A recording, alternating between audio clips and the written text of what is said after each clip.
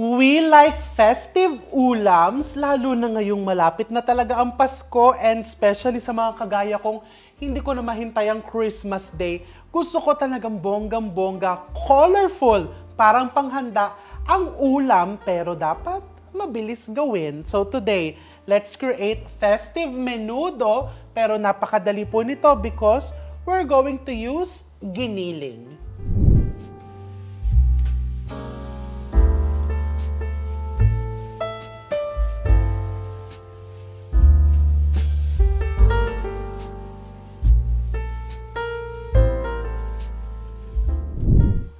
Okay, so first, I'm going to turn on the flame.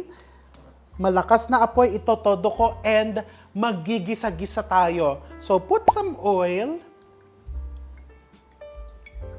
This is just your plain menudo, pero mas madaming sahog, punong-puno, and madaling lutuin dahil nga gagamit tayo ng giniling at bukod doon, extra affordable. Kasi ang giniling is one of the cheapest cuts of meat. And syempre, dahil maliliit ang kanyang giling, ano ba pinagsasabi ko? Maliit ang giling, mabilis maluto. So, tipid ka sa gas at syempre, tipid ka din sa oras. So, first, maggisa muna tayo ng bawang sibuyas.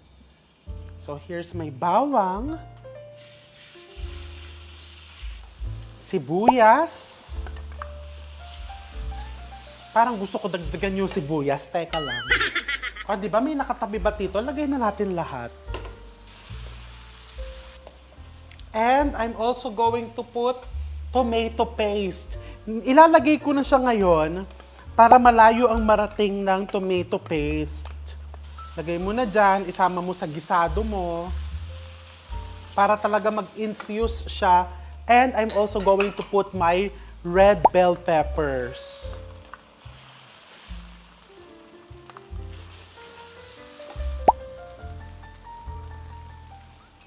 O, diba? Ito yung ibig kong sabihin na malayo mararating. Talagang hahawa yung kulay ng tomato paste mo kapag sinama mo sa gisado. This is what you want. Hindi naman po ganyan ang gusto ko. At least, this is what I want. O, diba?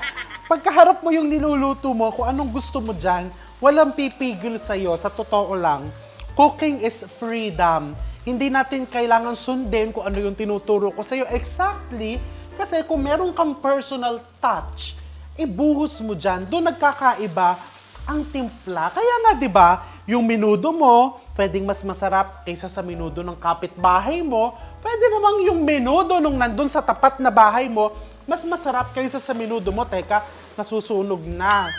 Ayan. And then you put your giniling. This is just pork giniling. And as usual, you can use any meat of your choice. You put your pork giniling. You make sangkutsa. Nakalimutan ko pala, lalagyan ko ng konting butter. Parang may pinapanood ako movie kagabi sa Netflix. Ano bang movie yon? Last Holiday. Ang ganda, panoorin nyo po. Last Holiday. It's an old movie. Si Queen Latifah, she's my favorite. One of my favorites. And may naging kaibigan siyang chef doon. Napunta kasi siya ng Europe. Hindi ko malilimutan na line. O, ito lang talaga naalala kong line doon sa movie na yon. The secret to life is butter. Totoo naman talaga, nag-a-agree ako. Butter is really the secret. Alam yan ng mga nakatrabaho ko sa kusina na talagang ang hilig-hilig ko sa butter. And in my restaurant, in my cake shop, kahit nagtaas lahat ng bilihin, one ingredient that I will never compromise is butter. I only use the best. Totoo talaga yon. Butter talaga. Lumaki ako sa butter na talagang ang dami ko sinasabi ngayon, no? Butter lang. Ang daming ano. And then I put water. Just a bit. So, lutuin lang natin ng konti yung giniling. So, the amount of water will depend on kung ganong kadaming sabaw yung gusto mo. Ilalahat ko na to. I just cook it a bit Tatakpan ko para lang mag-infuse and to thoroughly cook the giniling before I put the rest of the ingredients. Okay, so my giniling is cooked. The next step is I'm going to season it. Lagyan ko lang ng konting salt and splash of soy sauce. Just a splash of soy sauce.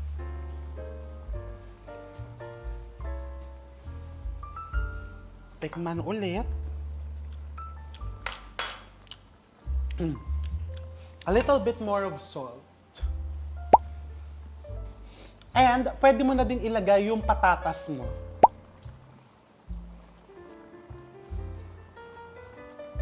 Of course, nilubog ko yung patatas sa tubig para hindi nagdi-discolor. So, you just cook the potatoes. Mabilis lang yan kasi maliliit lang yung slices natin. Tinitikman ko siya so I can adjust. Natatabangan akong konti. Lalagyan ko siya ng 1 piece of chicken broth cube. Just 1 piece para lang malasang malasa.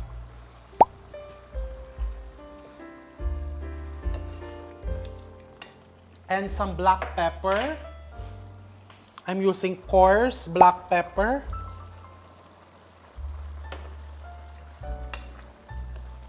And lalagyan ko lang ng konting paprika. Konti lang. Just like this. Hindi naman required, but desired. Well, nasa sayo yan. And ilalagay ko na din yung the remaining ingredients. I have my carrots. We just cook it for mga 2 minutes. And my hot dogs. Kung ayaw mo naman maglagay ng hot dogs, wala namang problema.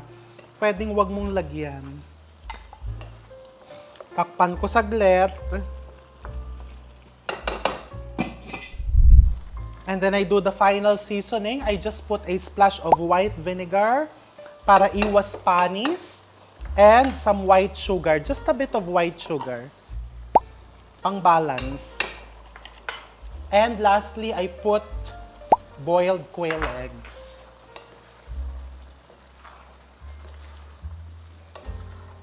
Okay, look how festive is that. Okay, I'm going to turn off the flame. And ayan na ang ating festive menudo using giniling. So, napakabilis gawin. And, of course, tikman natin. Dito na ako titikim. Para menos hugasin. Of course, I'm sure masarap yan.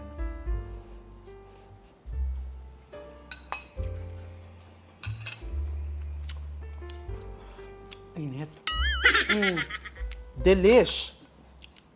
Hihipan ko po muna ang init na paso ako.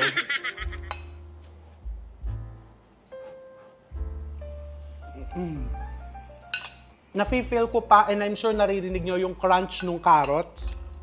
Kasi pag ininit natin yan and habang tumatagal, malalabog. Kung gusto mo naman labog yung carrots or malambot, pwede mo siyang isunod na sa patatas. Pero here we want it with the crunch. So what are you waiting for? Gumawa ka na nitong very festive and napakadaling gawin na menudong giniling. I'm going to see you all soon.